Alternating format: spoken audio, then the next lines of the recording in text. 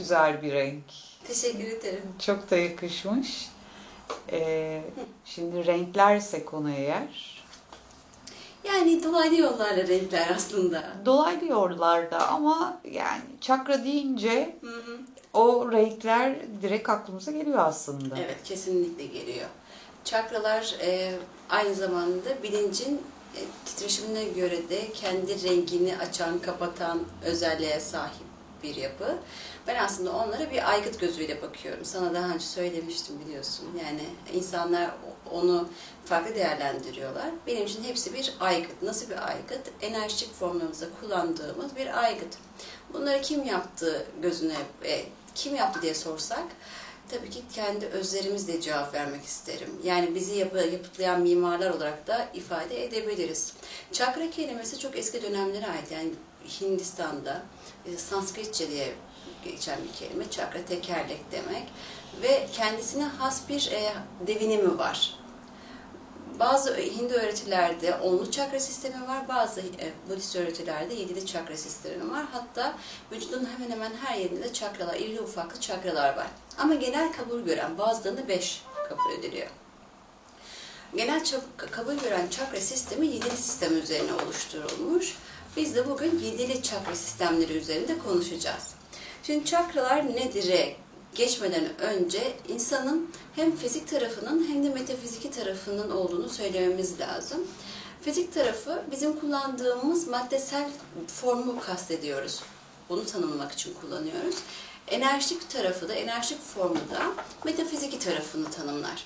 Yani bazı öğretilerde ruh diyorlar, bazı öğretilerde auralar diyorlar. Bunların hepsinin karşılığı aslında enerjik bedenlerimizdir.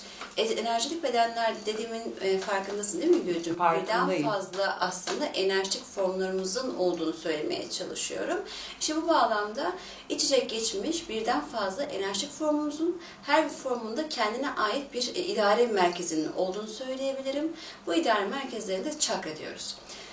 Çakrayı genel bir tanımlama getirmek istersek de yüksek enerji ve bilinç yerleşim merkezi olarak da tanımlayabiliriz. Yani hem enerjinin girişi hem de bilincin yerleşim mahalli olarak da anlamamız gerekir.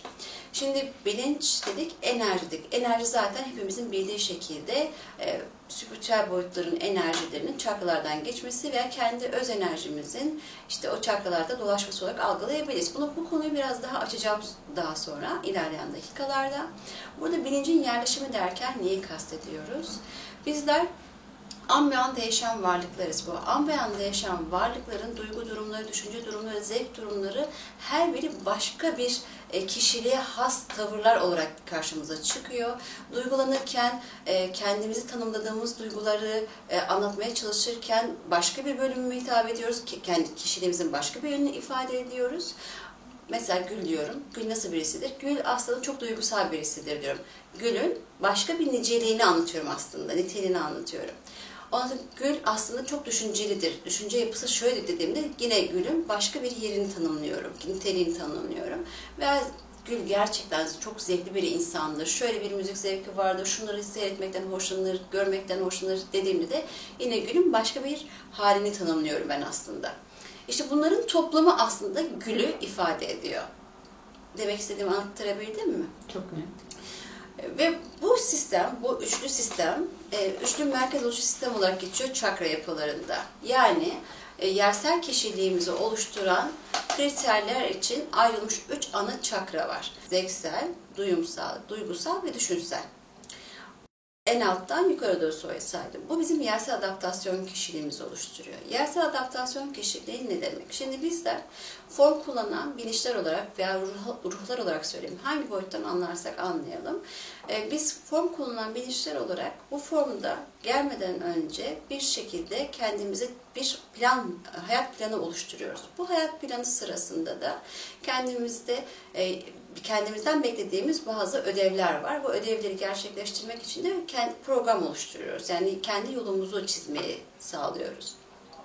Ve daha sonra kademeli şekilde kendi öz programımızı açana kadar bir şekilde çekirdek dünyada deneyimler yapıyoruz. Bu deneyimlerin ilk basamağı bizim yere adaptasyonumuzu sağlayacak programlar. Yere adaptasyonumuzu sağlayan şeyler ise, aygıtlar ise, araçlar ise çakraların ilk 3 adedi olan, yani Çakur Oris, Çakur Satisnaca ve Çakur Mahira. Bunların birlikte hareket etmesi söz konusu ve birlikte hareket ettiği zaman ve uyumlu hareket ettiği zaman sağlıklı bir yersel adaptasyon kişiliği oluşturmuş oluyoruz. Yani diyeceksiniz ki nasıl bunlar bizim yere adaptasyonumuzu sağlıyor? Şöyle örnek vereyim. Bebekken sadece amacımız yemek yemek, uyumak veya işte bedensel ihtiyaçlarımızı karşılamak üzerine oluyor. Tadım duygusunu aldığımızda ondan sevip sevmeme duygusu ortaya çıkıyor. Belli bir yaşa kadar düşünceyi oluşturamıyoruz. Sadece duygular ve zevklerin hakim olduğu ilkel benliksel dönemlerden geçiyor bebekken. Daha sonra bunların kademeli şekilde yoğunlaştırılmasıyla bizde düşünce kalıpları oluşturuyor, kelimeler kullanabiliyoruz, kendimizi ifade edebiliyoruz. Yani konuşma eylemselliği gerçekleşiyor. Sonra okuyoruz, geziyoruz, iletişim kuruyoruz ve bunlar bizim hem duygularımızı, hem zevklerimizi, hem düşünce kalıplarımızı şekillendirmeye başlıyor. Tabii ki daha önceden yapmış olduğumuz bir program da var demiştik. Çekirdek dünyaya gelmeden önce tercih ettiğimiz programlar, ödevler var demiştik. Bunları gerçekleştirmek için de açılan programlarla kendimizin yersel adaptasyon kişiliğinin hamurunu oluştururuz, şeklini oluştururuz diyebiliriz.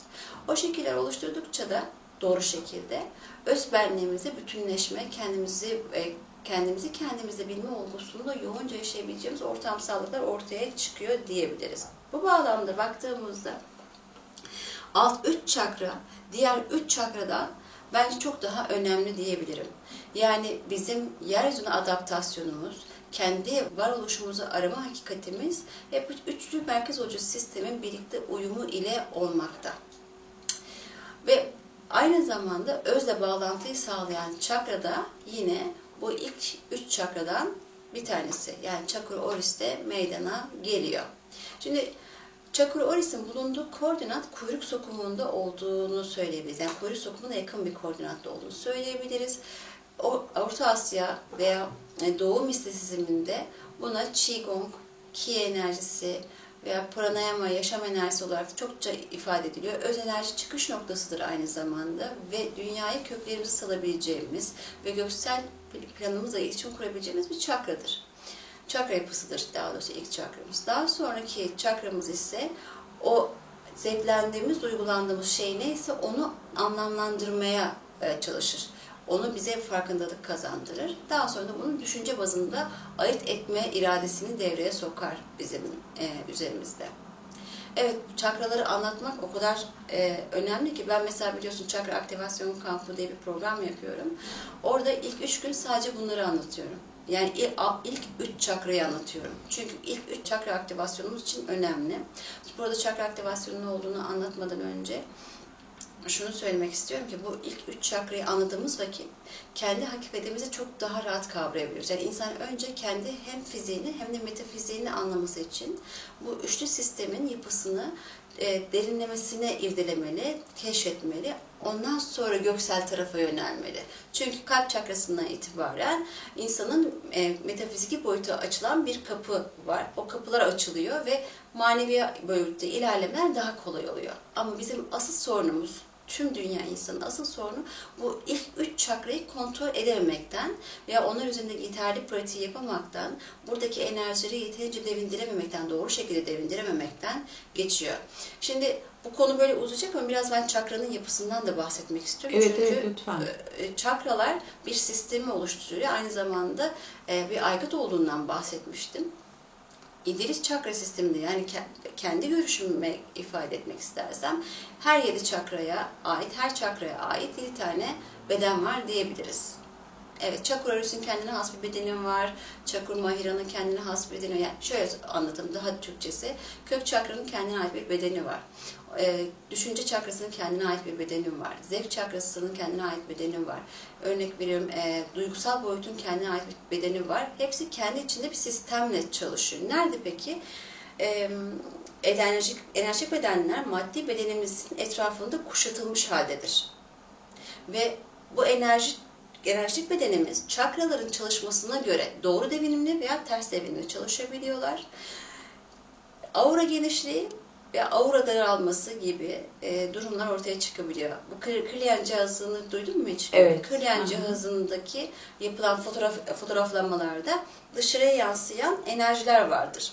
Bu enerjiler aslında çakraların yapısını gösterir. Çakraların enerjilerini gösterir. O yüzden renklidir çakralar diye düşünürler insanlar. Tekrar çakraların yapısına dönersem, disk şeklinde olduğunu söyleyebiliriz. Yaklaşık yapısı şu kadar büyüklükte de çap olarak söylüyorum. Ama bu stabil değil. Çünkü aynı zamanda çakraların enerji sürekli hareket halindedir ve bu hareket hali onların yapılarını genişletir veya daraltır. Veya onların yapısındaki kristalize oluşlar vardır. Canlı kristal oluş diyoruz. Onların da yapısında esneklik olduğu için ve renkleri veya ışığı yansıtma, enerji yansıtma görevleri olduğu için dışarı yansıtma potansiyelleri de farklı olabiliyor. Şimdi tekrar diskten başlayalım. Diskin yapısı aşağı yukarı bu kadar kabul ediyoruz. Ortalama. Onun merkeze doğru ilerlediğimizde bir iç devinim kanalı ve motif anunyası var. Hemen tam merkezinde de Skart Polar diyoruz, yıldız kutbu. Yani burada da bilincin yerleşim yatağı dediğimiz bir ortam var. Onun da çapı aşağı yukarı şu kadar diyebiliriz yapısı. 13 santim, 12 santimetrelik bir diski düşünün. Merkezinde bir yıldız kutbu var. Bu yıldız kutbu da bilincin yerleşim yatağı olarak biliniyor. Şimdi o zaman diyebilirsiniz ki çakra bir aygıt. O zaman enerjik form da bir aygıt olabilir mi? Evet, kesinlikle olabilir. Enerjik formda bir teknolojik aygıttır diye bakabiliriz. Peki bu enerjik aygıtlar veya enerjik formlar bize ne sağlıyor? Yani insana ne sağlıyor? Kendi bedenini hareket ettirmeyi sağlıyor. Maddi formun hareket edilmesini sağlıyor. Evet, biz insan olarak bedenimizin hareketi için yemek yiyoruz, enerji sağlıyoruz.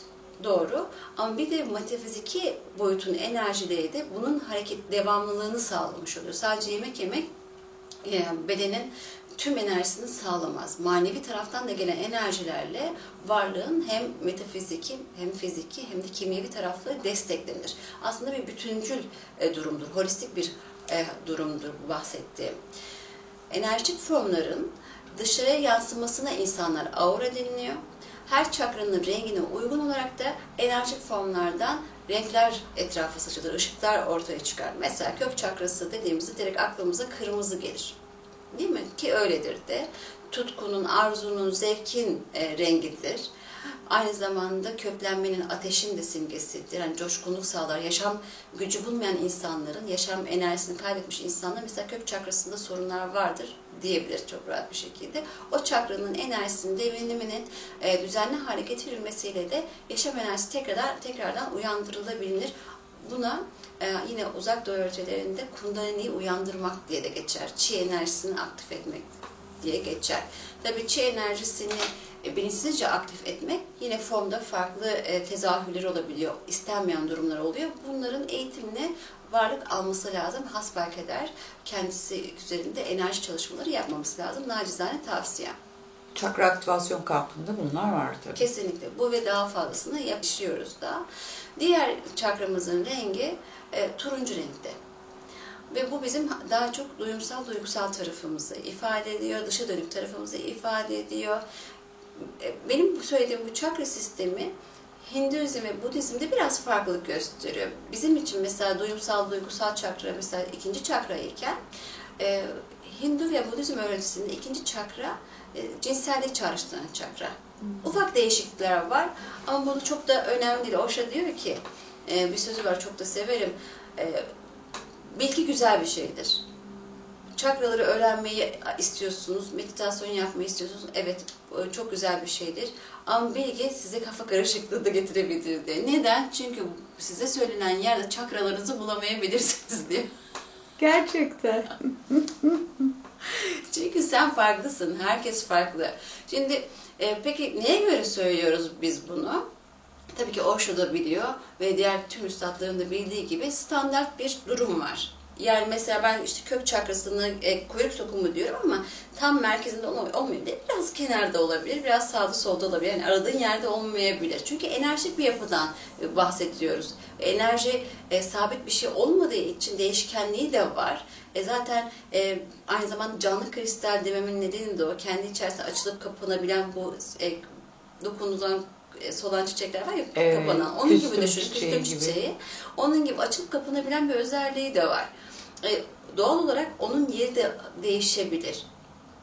Fakat standartlarını söylemeye çalışıyoruz. Hani ola ki kendi üzerinde çalışma yaparken o keşifte bir yerlerde bir şeyler bulamazsınız. Biraz sağa biraz sola şeklinde bakarak kendi çakralarınızın yerini daha sağlıklı bir şekilde bulabilirsiniz. Evet, ufak bir değişiklik var demiştim. Hemen üstünde yine sarı çakramız var. O da düşünce boyutunu etkiliyor. Düşünce boyutundan sonra kalp çakrası standart yeşil. Gırtlak çakrası mavi, hatta indigo mavisi diyebiliriz. Burası yani alın çakrası 3. göz çakrası olarak da biliniyor. İşte insanın artık tanrısal benliğiyle kontağını kurduğu çakradır. Ama buralarda yani gırtlak çakrası ve kalp çakrası da farklı enerji boyutlarındaki tanrısal benliğimizin evlatları diyebileceğimiz makro özlerimizle de iletişim kurduğumuz yerlerdir. Ve en son çakramız taç çakra olarak bilinir uzak doğuda. Bizim öğretimizde de tepe çakrası olarak bilinir. Çakra olarak bilinir. Bu da tanrısal boyutun bir başka veçesi. Mesela bir tanesi işte Arya ise diğeri Karyantas diyebiliriz. Onu tekabül eder ve işte Nirvana'nın yaşandığı yine uzak doğuda gösterilir. Ulaşabilecek en üst mertebe olarak bu çakranın aktivasyonu ve lotus da temsil edilir. 1000 yapraklı lotus olarak söylenir. Beyazla temsil edilir aslında ama tüm renkleri kapsar şeklinde söyleyebiliriz. Bu çakrasını aktif etmiş olan bir varlığın aurasına baktığımızda kendisinin aurasının parlak beyazlar ama aynı zamanda ufak tefek de her yerinde renkleri de görebiliriz. Canlı, parlak renkler görebiliriz. Hastalık durumunda ise neler görünebiliyor musun? Mesela diyelim ki düşünce boyutunuzda yani düşünce eylemselliğinizi gerçekleştirirken bazen istenmeyen durumlar yaşayabiliriz ya. O sırada etrafımızda mesela turuncu renk var ya, o turuncu rengin bulunduğu yerde siyahlar görülür. Orada aslında istenmeyen durumlar var beynimizde. Oranın tedavi edilmesi gerekiyor gibi. Enerjik bedenlerimizin bakımıyla, çakralarımızın bakımıyla ve onları kontrol edebilmemizde veya onlardaki enerji doğru şekilde devindirebilmemizde aslında fizik bedenimizdeki birçok şeyi de halledebileceğimizi öngörür. Tüm öğretilerde, uzak doğu öğretilerinde de tabii bizim öğretimimizde de bu böyle. Bunun dışında ekstradan söylemek istediğim bir şey var ki bir çakra sisteminin düzenli çalışmaması neye bağlıdır diye baktığımızda bir çakra sistemin hepsinin enerjisi birbiriyle uyumlu ve kaynaşmış şekilde olduğu vakit sistem doğru şekilde çalışıyor. Aksi takdirde parça parça çalışması sistemin sağlıklı olduğu anlamına gelmiyor. Bununla bir bütün olarak nasıl gökkuşağını düşünelim.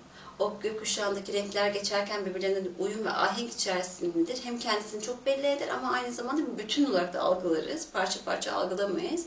Aynen bu çakra sistemleri de birbirleriyle uyum şekilde çalıştığı zaman, birbirleriyle kaynaşmış şekilde ilerlediği zaman doğru şekilde çalışmış olduğunu söyleyebiliriz. Çok güzeldi.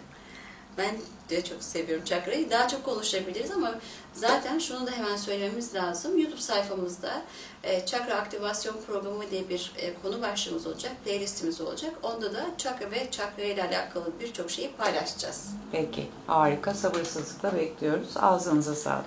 Ben teşekkür ederim.